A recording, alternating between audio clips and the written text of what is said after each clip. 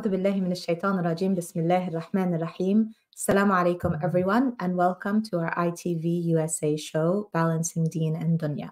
My name is Dr. Suzy Ismail from Cornerstone, and I am happy to continue our episodes in which we get to interview inspiring community leaders, organizational leaders, individuals who are making real change in the US in the work that they do. Today, we've got a great guest with us. It's an honor to have on our show today, Brother Muhi Khawaja. So a little bit about Brother Muhi. He is currently the co-founder and director of the American Muslim Community Foundation.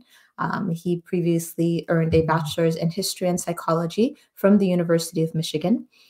He wasn't quite sure what he was going to do with his degrees until he entered into a development summer internship program at the University of Michigan, which really kicked off his interest in fundraising and development as a career.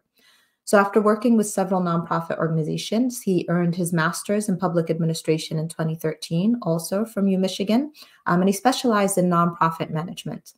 Brother Muhi has over 14 years of nonprofit work and fundraising experience as a one-person development team and all the way through to a chief development officer. In 2016, he became a certified fundraising executive from the Association of Fundraising Professionals, and in 2017, he earned a certificate of fundraising management from Indiana University's Lilly School of Philanthropy. There is a lot more about Brother Muhi that I hope we can learn together in today's episode. So thank you, Brother Muhi, for being on the show with us. Of course, my pleasure to be here. Assalamu alaikum, everyone. So it's such an honor to have you. And I know, it's the way that Allah Azza wa Jal plans things sometimes defies the plans that we have. I just recently got to sit down and speak to you on your podcast about the work that we do at Cornerstone as a nonprofit organization. And I was super interested in learning more about the work that you do as the founder and the director of the American Muslim Community Foundation. And I thought, what better way to do it than by having you on our show, where our viewers can also benefit from learning a bit more about the work you do and the organization you lead. Of course.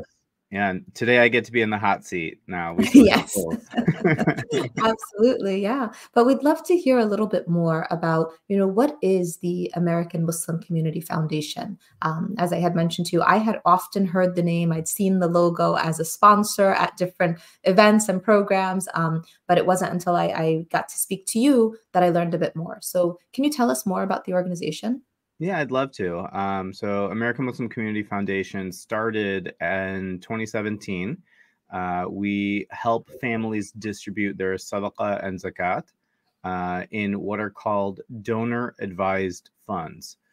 You can go to Fidelity, Schwab, any financial institution across the country and open up a donor-advised fund, or commonly known as DAFs. But no DAF on the market is invested in Sharia compliant funds. Many DAFs, if you want to have a personal investment manager, you need to put in $250,000 or $1 million or more. So we try to make DAFs more accessible by having no limit to start, and also allowing you to invest the balance in Sharia compliant opportunities. So many families, alhamdulillah, now over 166 across the country are working with us. And we have over $8.6 million of assets under management. And we have given over $10 million to charities across the country. Now, for nonprofit organizations, we offer what are called endowments. And we have about 17 endowments across the country where nonprofit organizations can invest with us as well. So they don't need to set up their own brokerage account. We can accept stock gift donations for them, and we can invest on their behalf. Wow. So it definitely sounds like, there's a lot of big numbers there that you were kind of throwing out. For those who are not, financially savvy, as myself included, if you can explain a little bit more, a couple of things that you brought up. So first of all, the Sharia compliance element of work that you do, the investment that you do. We often hear a lot of back and forth about, is there even such a thing as Sharia compliant, and what makes it Sharia compliant? Can you shed some light a little bit more about what it is that differs or differentiates what you do from what Fidelity or Schwab or the other groups might do? Yeah, so we rely on our investment partners like Saturna Capital and Amana Mutual Funds, or Wahid Invest and Sharia Portfolio and Azad Asset Management, and other companies to maintain their certification in halal markets, right? So what this does is they make sure that they're not investing in any companies that use alcohol, tobacco, firearms, are related to pornography, or any other thing that would deem it, or using interest even. So we try to maintain a portfolio of investments that are, again, halal investments. And in regards to many of the families and the institutions, like, we will make sure that the family wants their funds to be invested, that the organizations want their funds to be invested. Otherwise, they can keep it as cash if they're making distributions. And I might just focus a little bit on exactly how a donor advised fund works, if that's okay. Please do. Yes. Yeah. So think of it as like a charitable savings account for your family. You may be familiar with family foundations, but donor advised funds operate a little differently. Any money that you put into a DAF has to go to a nonprofit organization. You can hold on to that balance for the rest of your life. You can pass it on generation to generation and allow your children to then become decision makers of where those funds will go to what nonprofit. And you can even set beneficiaries. So upon your passing, you can liquidate, 10% to this charity and 30% to that charity. And you'll name those in your contract with us. So DAFs pair really well with a will or an estate plan and trusts, where DAFs can be the administrator of your charitable giving upon your passing. And how it works is you put in money now, and you will get one tax receipt from AMCF now.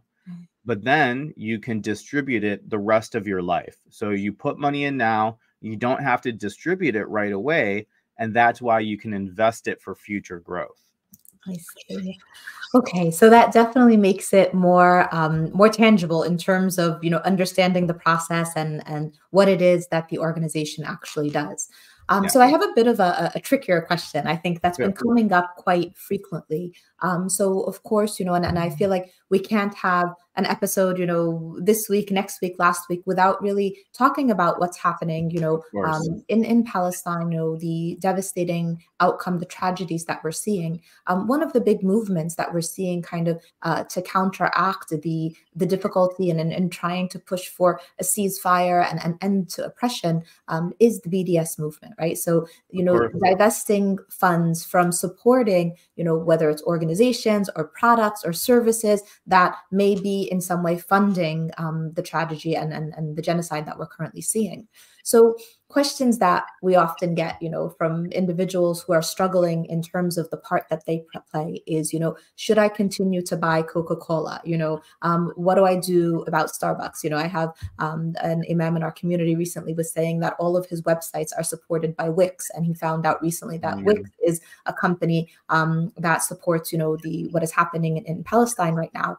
And so he's trying to migrate his websites over. So let's say someone who invests and in halal products, which you explained clearly, not alcohol, not pornography, not gambling. But what about the person who invests in, I don't know, one of the food companies that may be, PepsiCo or Coca-Cola or even Starbucks? What then? Does it not become halal anymore, or do you get to make those decisions? How does that work? Myself not being a scholar, I can't advise on too much of that. But as a person of conscience, I can speak, right? And I think that Me personally, I've given up on Starbucks years ago when I found out about that stuff, and it's not even that good of a coffee. Come on, let's be real. I enjoy making my coffee at home. So in terms of, you know, what each of us can do personally and what's within our power, if it's easy for you financially to make other options, you know, maybe see through the end of your contract and switch at the end of the contract. If you can make the abrupt change to break your contract, try to do that. There are also, you know, websites that will show you how much of your tax dollars are going to support that $14 billion that they just sent to Israel, right? And how can you offset that? You can give it to organizations like Jewish Voices for Peace, who's doing a phenomenal job. And we should be supporting our allies in this because they are putting their voice on the line for us, and they're getting arrested for Palestinians. And they're showcasing that they will not speak up for another genocide, not in their name, right? So AMCF put out a statement for Palestine. And in that, we talk about different ways people can advocate. Definitely call and email your representatives in Congress demanding for a ceasefire. The staffing offices are being overwhelmed with calls, and it is making a difference. So keep at it. The other thing that you can do is support those congressional leaders who have signed on for a ceasefire. They're going to get a lot of backlash from AIPAC and other organizations that are working against the Palestinian cause. So after the political side of things, give monetarily to support humanitarian organizations, advocacy organizations, and AMCF has listed over 20 organizations in our statement that we are personally funding and encouraging all of our DAF families to support as well. And after that, of course, you know, your dua is the most powerful thing that we can personally do as well. So whether you have the financial means, you have the means to use your voice and everything else, do what you can to really support the Palestinians. Absolutely.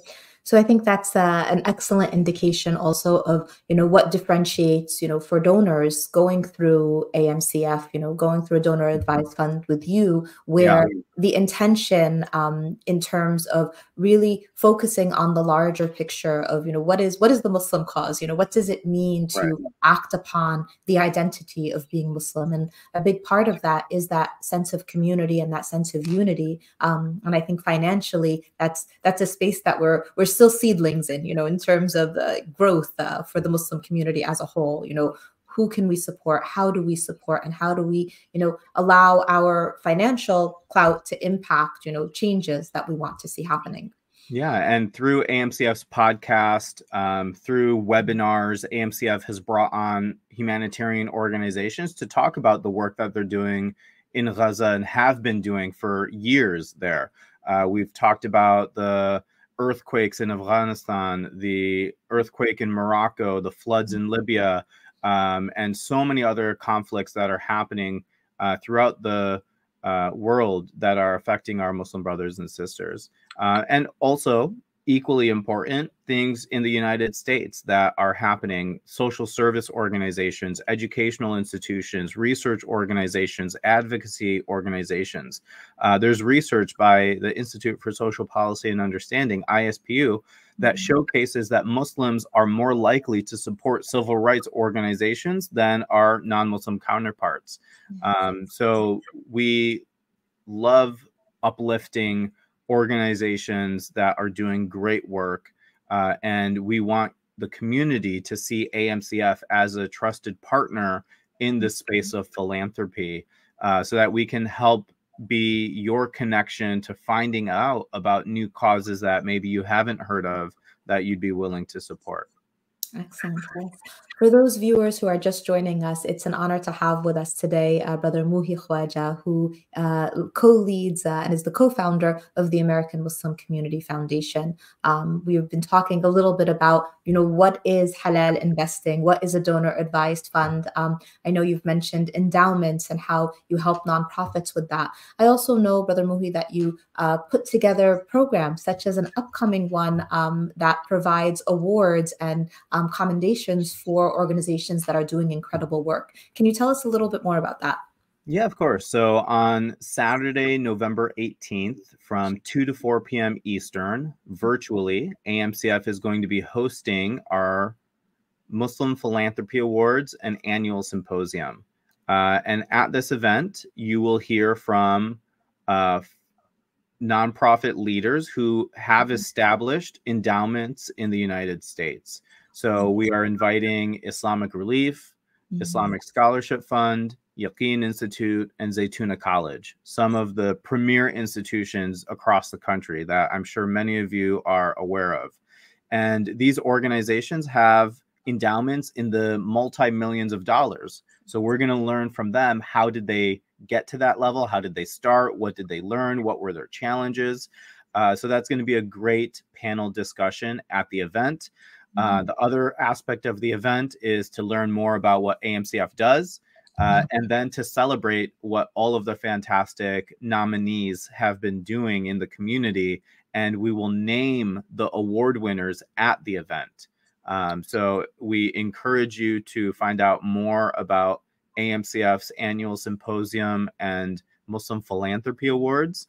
And it's a great opportunity. And next year, nominate people in your community. We have 11 different awards, all the way from youth in philanthropy, ages 5 to 12, what these youngsters are doing, and 13 to 21, to outstanding volunteer fundraiser, outstanding board member, outstanding nonprofit, outstanding corporation, lifetime achievement, outstanding philanthropist, and so much more. So it's a really great celebratory event. And some of the nominees have been fundraising for Gaza, have been doing great work in the community all throughout their lives and are being recognized. And more importantly, proceeds from this event will be going towards those 20+ organizations that AMCF has highlighted in our statement on Palestine. So not only will you be supporting AMCF, but you'll also be supporting these fantastic organizations that are doing great work in advocacy and humanitarian efforts in Palestine.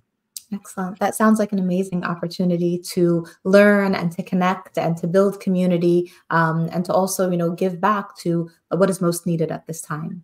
So, Brother Muhi, you've mentioned a couple of times endowments. And for those of our viewers, again, myself included, who maybe are not fully comprehending, what an endowment is, why would a nonprofit organization want to invest in endowment, and how much do you need to actually begin an endowment as a nonprofit organization? Yeah, we prefer that a nonprofit start with a minimum of $10,000, but some have started with less. The only reason we say that is so that the return on investment can be a little more significant. But otherwise, there have been charities that start small, and that's okay. We've helped seed fund organizations at $5,000 and have them match $5,000 as well. So we do help 17 nonprofit organizations manage their endowments.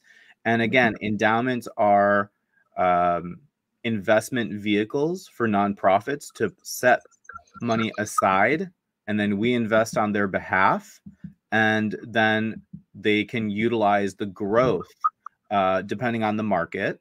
And alhamdulillah, over the last year, it's performed considerably well. And with that, they can then use the return on investment for their operations, or they can put it back into the principal of the endowment as well. And one thing that I wanted to share is that endowments are part of Islamic history. There was Uthman ibn Affan radiallahu anh created and purchased land in Medina that had a water well. And he said that this water well is for the community, and that is how they garnered peace in that region and good faith for the Muslim community in that region. Yeah. There are two sisters, Fatima Fihri and Maryam Fihri, who utilized their wealth to purchase the University of Al-Qarawwayn. Fatima Fihri is the founder of Al-Qarawwayn University and is an endowment there. Maryam Fihri opened up the Al-Andalus Mosque. So within our tradition, there are rich experiences of how endowments have supported the community. And we are just trying to play a small part in helping nonprofit organizations in the United States do the same. I love that. And I think the education component is so important, because I feel like so many nonprofits in particular are just struggling day in and day out to cover their operational expenses. And, you know, while growth is fantastic, it can also be overwhelming when you recognize the percentage of, you know, what's incoming that needs to go to administrative expenses and operation costs. So the endowment idea sounds like an incredible way of continuing, you know, to have something that you're relying on that's working for you in the background, rather than just having funds kind of sitting in the bank. Yeah. Definitely exactly the goal. Yes. So let's shift a little bit in the last segment of our episode to talk a little bit more about you. So it sounds like you've had an interesting journey. You know, your undergrad majors, it doesn't sound like you went into college, you know, thinking I'm going to go into the field of fundraising and, you know, nonprofit work. Talk a little bit about like your journey, like what brought you to where you are today? Yeah, you know, it almost fell into my lap. And the one thing that I will say is, you know, it's important who you surround yourself with. And luckily for me, I had a mentor and a friend who was only a few years older than myself, but he was in a position to hire me as an intern in this development summer internship program. He was the director of alumni engagement at the University of Michigan, Dearborn. His name is Farhan Latif, and he was a great person to have in my network. He was the MSA president before that. He was the student government president before that. I followed in some of those footsteps as well in my undergraduate career. And his guidance to apply for that internship, it was a paid position. I think we made like $15 an hour in college, which was really good money then.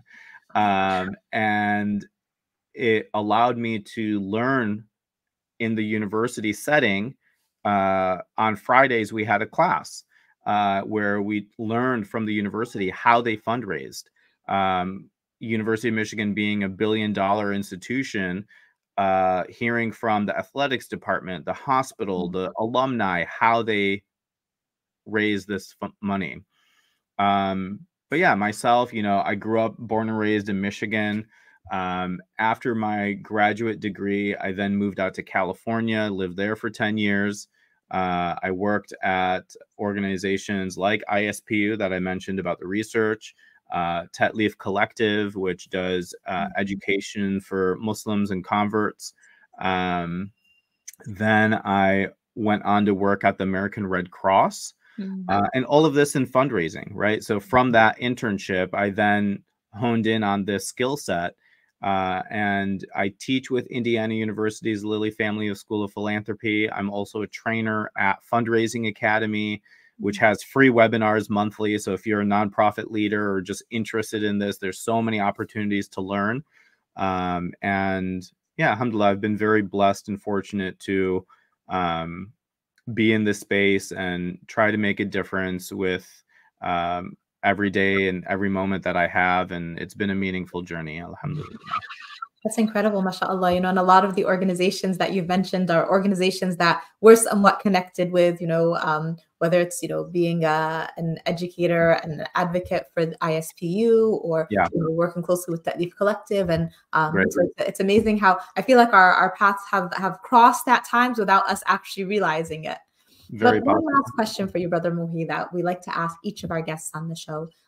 which is really, how do you find a way to balance your personal, journey in terms of the deen, your personal spirituality, your faith, and the dunya, Yeah. especially when you're dealing with money, because we Sure. know that oftentimes money can be the root of so many things that cause difficulty in life. So how do you find balance? That's a great question. And, at least when it comes to AMCF and the money, like the reason why I have co-founders is so that it's not a one-person show. Yes. The reason why I haven't been a board member is so that I'm not calling the shots.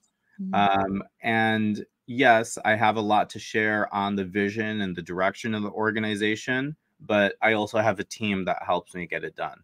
So I try to remove myself from the situation so that the organization can be here without me as well.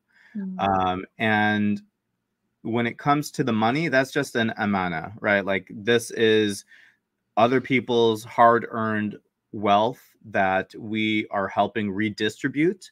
And I think that's the whole principle of zakat, is to help other people with the wealth that you do have. So we just see it as an extension of our duty and our faith. And when it comes to the deen, I have been fortunate and blessed to travel and have many experiences around the world. I spent 4 months in Latin America. I spent 7 months in Europe and Asia. And I took this to really reflect on myself and my own life and where I'm headed and what I want out of life. And I've been blessed to work remotely, so that worked out. And I've had my own challenges in life. And as everybody does, like it sets you back in moments. But what's always been there is Allah subhanahu wa ta'ala. And when I think of the deen aspect, I've made a commitment to my prayers more recently in my life, right? To make sure that I'm praying all 5. And if I don't make one on time, that I make up for it. And that's been a personal commitment and journey for myself. And I love mixing that in with the dunya. Like I'll literally tell people I have to take 10 minutes to do this. Or, I did a road trip across the country on my motorcycle from California to Detroit earlier this year. And I just stop at a park or at a gas station or at a mosque. That was a great thing. I got to see Dar al-Islam, which is in New Mexico in Abiqui. If you haven't been there, go visit it. It's one of the most unique mosques in the United States. So just being able to take the time to really lean into my spirituality and mix that into my life has been a meaningful journey. Yeah.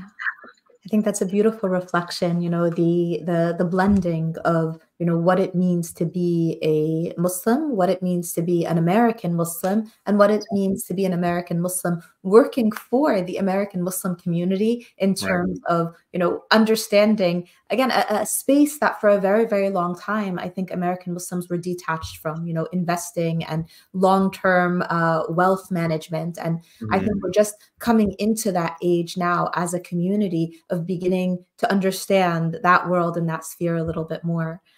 So for those viewers who are just joining us, we've had an incredible show today with Brother Muhi Khawaja, who has walked us through his role as just an amazing fundraiser, someone who works in the field of donor-advised funding, works in the field of really managing wealth, endowments, works with nonprofit organizations on helping them continue essentially that, to a certain extent, almost succession planning in terms of making sure that there is a financial health that is continuous with the organization.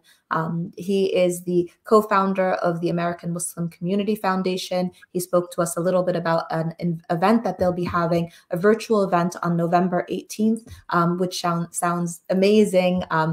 an explanation with a panel of different nonprofits that have endowment funds through the American Muslim Community Foundation, as well as awards being given to organizations. And the proceeds from that event will go to support the organizations that are currently helping on the ground financially in Gaza, providing relief and humanitarian efforts, which is, again, in itself such a worthy cause. So, Brother Muhi, any last words before we say goodbye to our viewers?